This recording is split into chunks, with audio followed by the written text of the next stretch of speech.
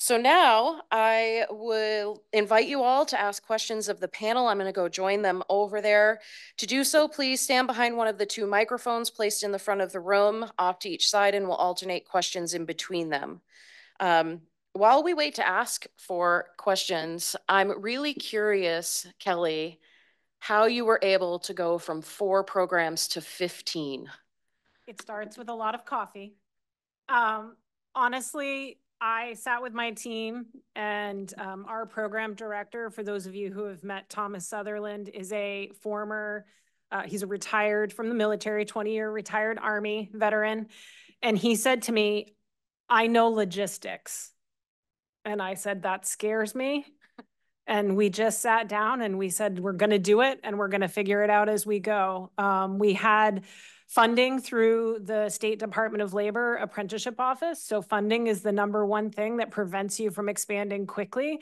And we had that behind us. And so we just one block at a time decided how we were going to go about this. I will say growing that rapidly doesn't come without growing pains. And so we are looking at some ways to make our application process smoother, our management of the program process smoother. And my entire team is going to take a couple of days off in August because we are just about wrapping up. But overall, it has been a wild success, and we have hit less bumps than I expected. Right there. Okay. First of all, Amanda, I went to Bassboro Community School, so that's great. Cool to see.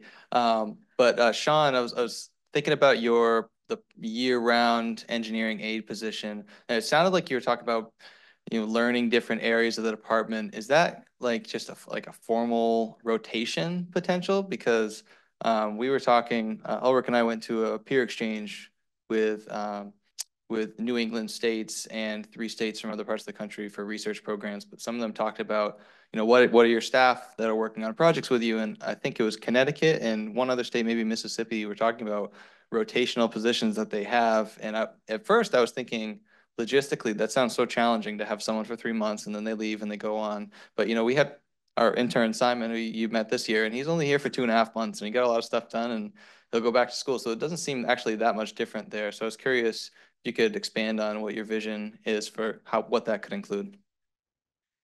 Well, with the new positions, because it is so new, we need to sit down and figure out where our best bang for the buck is. We need to look at where our needs are because they are going to be full-time employees. A rotation certainly isn't off the table, but it isn't something I think was our initiative. Our initiative was to get that entry-level position in and be able to grow that discipline, whether it's in the lab, out in highway construction, bridge construction, survey, that type of thing. Now, certainly, one of the benefits that I've found over the years working for the department is the strong management push for personal development, allowing you to try to seek your own path. I spent a lot of years in construction. I came into the office after about 14 years of being in the field. And since then, I've been able to, follow where I think I need to be. And that's been a benefit. I still am in construction. I'm just not on the daily jobs anymore. So I think our initial thought of this full-time position is to get them in the door, develop their skill sets, and then, kind of let them figure out their path. Right, but thanks. Something that's less logistically challenging and more doable that I heard from a couple of other states was formally just setting aside a few hours here and there for people that are in certain programs like this to go talk to another group and get a presentation about what your office does and how you fit into the organization. That's something a couple of the other states did, and that seems like something that could be more easily accomplished. Yeah, and that, with the seasonal workforce too, working with our HR unit, we've, openly brainstormed about a longer introduction to the department as part of the first steps of the department, not just doing the paperwork and doing some of our mandatory trainings. We're thinking about maybe expanding that to a full week long and then getting in depth with some of those disciplines and some of the things that we do that you may not really realize. So not necessarily a true job rotation, but at least a more in-depth, more timely, time for discussion and tell me more about this if, that type of thing. But again, with some of these new positions, it's really kind of us to create where we want them to be and try to develop them that way. Hi, first, thank you all for your great presentations. We heard a lot of great information about opportunities for trade type positions, for real hands-on jobs. Do you see any room to add in the finance roles, the communicators, those types of positions that are in the transportation and construction industries? I'll jump in on that with a quick yes. So first, I do think I didn't fully answer your question, Amanda. I made it sound like we grew with a snap of a finger, and that's not at all how that went. Part of it is identifying what went well and what needs improvement. And one of those things, to answer your question and Amanda's question at the same time, was really looking at where we could expand exposures. And my job is always to be responsive to the needs of the contractors. And so to date, our responsiveness has been to the labor positions.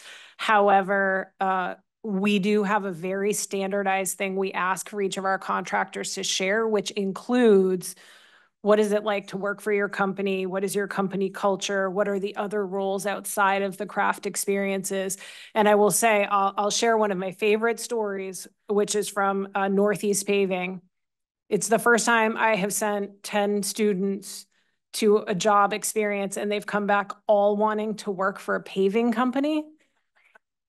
And the reason that that happened is because they didn't just show them road paving. They brought them to the quarry. They showed them the quarry. They showed them the testing. They showed them the mixes for actually making the asphalt. They showed them every aspect of what they do, all the way down to the finance department. And that changed how students viewed working for that company. And so I definitely think there's room for exposure to other roles. And I also think it's an exposure that may lead to future education as well. I think with some of these students, they're going to take a labor position and they're going to choose to finish an education or start an education that they might not have done if they hadn't had the exposure. And I think I can add on to that too with because of the limited time, I couldn't go over the full scope of MSTI, but we went to the IMRC on campus, for example, so that they could be exposed to the communications side, because how do we operate in transportation without our communicators? And we brought them into the 3D printing part of the IMRC so that they can see the different parts of the design. It's not just about the direct hands-on in construction. I think that's important and sometimes lost when you work in an industry that is so heavily engineering and contractor based. So no, I mean, we've really, like I said, we've really focused in on the engineering side, on the construction side for a lot of years. And it's only been within the last couple of years that we've opened that up to the environmental side and our design side. Not to say that things can't change, because certainly we need to be dynamic and things do change all the time. But that's an interesting, when you asked that, I was thinking, geez, that's something that we don't generally do. So my question is about all of the great work that's going on and how are we connecting? How are we keeping these students? Maine has a declining population going to colleges and four-year institutions. I'm putting my University of Maine hat on here. These are student posters. How are we continuing this pipeline so that the sixth graders or fifth graders that are breaking bridges are aware of AGC possibilities, are aware of these pipelines from the whole pipeline, instead of just, making sure that we're all rowing in the same direction, let alone in the same boat, to keep students and interested in these opportunities. I'll jump in on that. So about a little over a year ago, AGC actually entered a formal partnership with the State Transportation Innovation Council. And so that partnered AGC with Maine Better Transportation Association and the Maine DOT to work together on that project. And I think there's still a lot of work to be done. So I don't have necessarily a solid answer on how we're doing that, but I can tell you that there's a commitment to make it happen. And we are talking on a regular basis on how to wrap our arms around all of these individuals and sort of keep them in the pipeline wherever they may end up. And just to add to that, I think it's got to be a collaborative effort too, because we all bring different things to the table. And you know, and it's got to be an organized effort, not just to say this is what I do and this is what they do. It's got to be a good approach that gives everybody an opportunity to see what's out there. Yeah, and I agree with that, because one of the things that we do suffer from, and Kelly and I actually just talked about this yesterday, is data tracking. And how do we know for sure to give metrics to the people giving us this money that are telling them that these programs are successful? And we see the success stories. I mean, a kid who dropped out of high school now has a degree. That's a huge success story.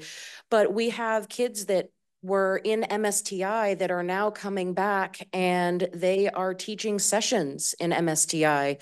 Windstorm Challenge, we have people running our lab now that competed in the Windstorm Challenge. The problem is it's really hard to track that data. And so unless you have a way of following these kids all the way through, it's harder to see where they're ending up.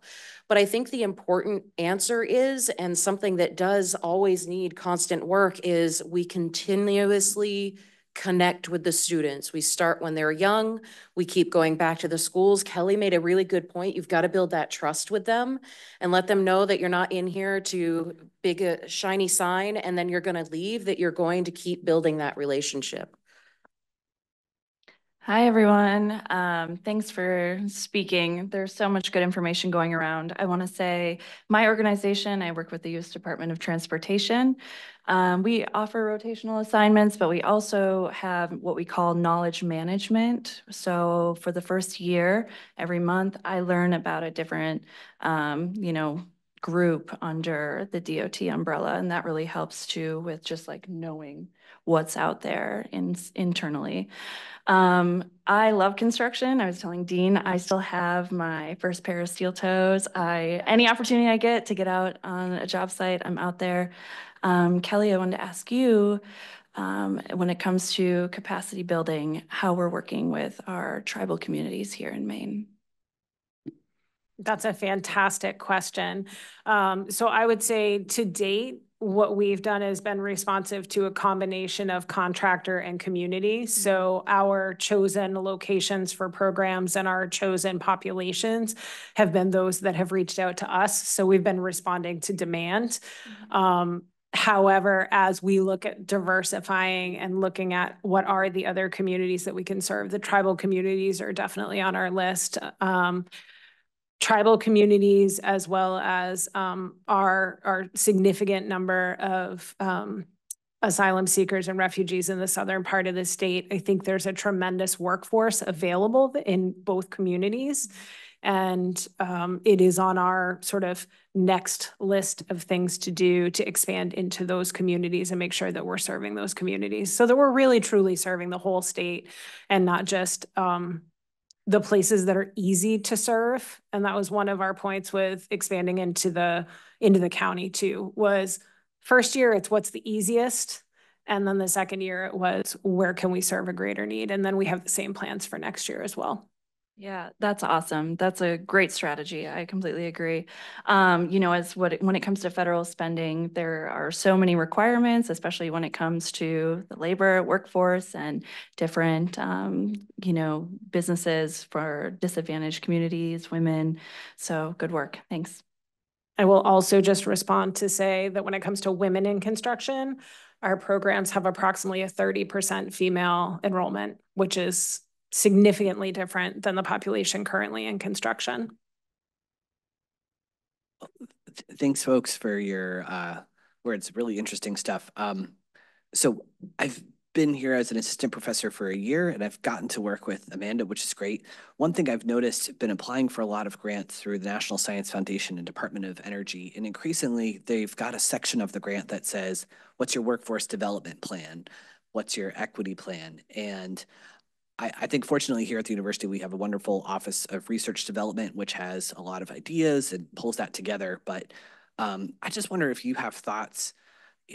Often we're proposing some new technology that's at TRL2, and they're like, what's your plan for developing the workforce around this? And it's like, well, geez, it's not even on the market yet. But yeah, just putting that out there, that researchers across the university and the universities are being asked to develop these plans. And if you have advice or thoughts on, maybe not just traditional construction roles, but the advanced technologies, how we might be able to work together. Thanks. Short answer for me is you are welcome to reach out anytime for workforce development strategies. We partner with the university, the university system across the state, as well as the community college system. And I'm always happy to have a conversation. If there's a new technology that needs workforce development, just give us a call. No, and that's a great question, because the technology, the way that it's changing and advancing at such a fast pace, us old guys, like me, we need to keep up with that. But it's also a tool that we can actually introduce younger people into that, because it's something that they can pick up on very quickly. And as a department, as we move towards a more digital platform, we've got a couple initiatives going on right now where we're transitioning into a 3D design model. We're continuing our electronic construction documentation. We're developing a 3D GPS rover inspection platform. That tech, it has to be part of our business model as we move forward. And that business model for us is employee development, because that's got to be part of it, because that's where the technology is bringing us. We still don't,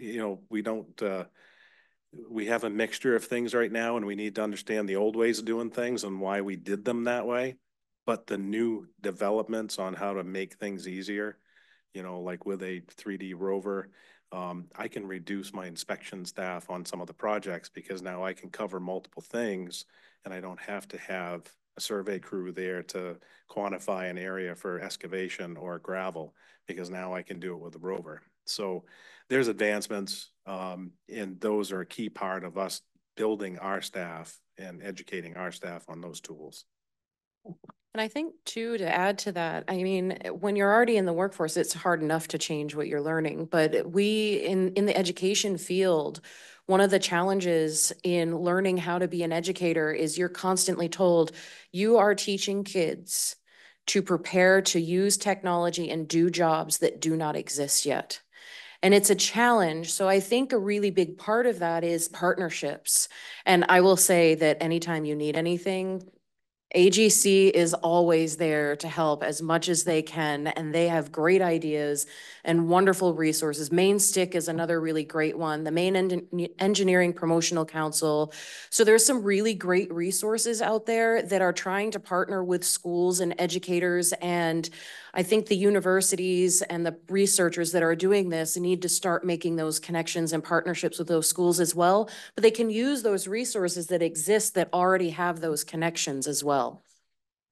I'll also just jump in and say it really depends on what technology you're all looking to advance, and whether it's technology that requires retraining an existing workforce. And that's something that AGC also does. While my presentation today was about engaging the next workforce, we spend a solid part of our year, the off season for construction, if you will, retraining and training our existing workforce. And all of our 250 member companies take advantage of that. So if there's a new technology that's coming out that's related to construction, and we need to think about how do we deploy that in a construction setting, we're more than happy to host and or share any sort of development opportunities that exist. So if you're writing grants, we write a lot of grants. I'm happy to help figure out how to mobilize that for you.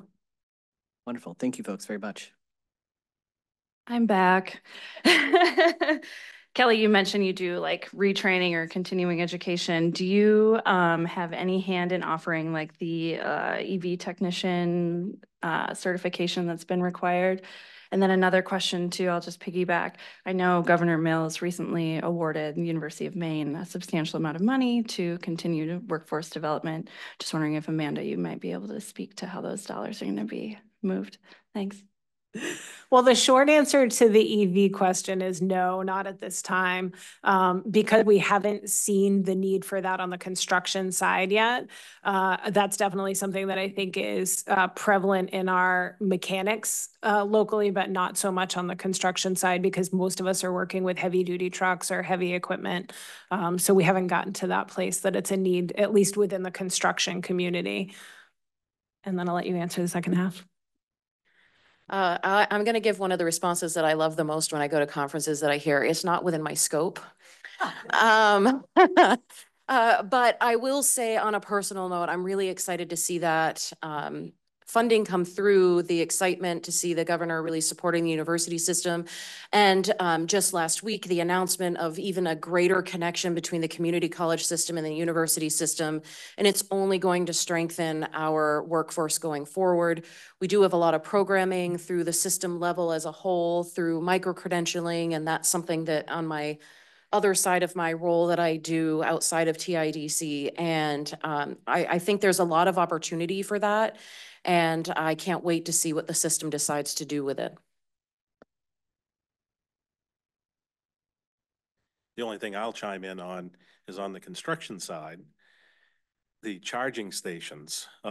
We've gone from a true, construction type base to more of an electronic, electrical installation unit. And it's got a parking stall. It's got a distance around it. Everything has to be graded properly. We have to think about snow removal in Maine. So the construction side, we've had to negotiate some, hey, go through in these 14 charging stations. And we've had to work out some of those details, but we've also had to make sure that the electrical components are correct. And that's been a crash course in some of our staff. So I'm back again too.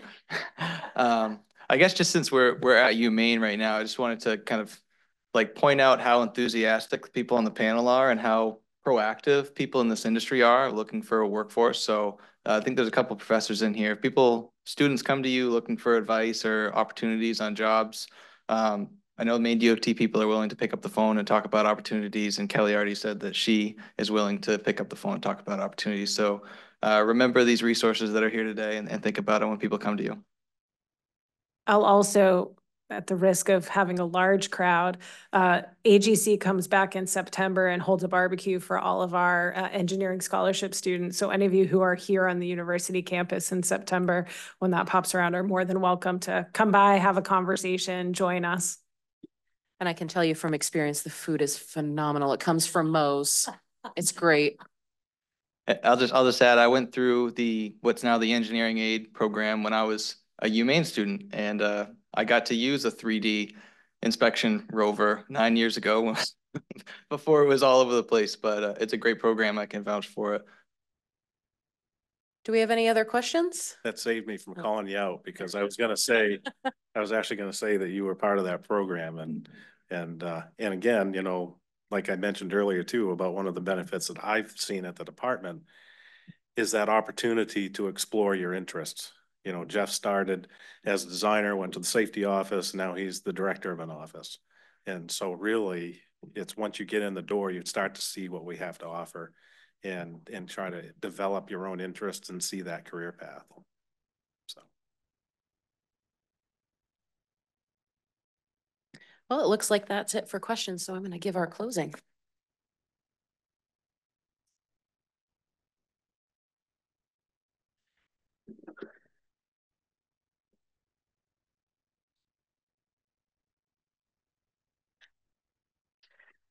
So we'll take a moment again, first of all, to thank our panel here for the workforce development and engaging our future workforce. I actually feel like today we learned even more than yesterday. My brain is so full and I've got another round of excitement. Chenya, you'll have to hold me down again.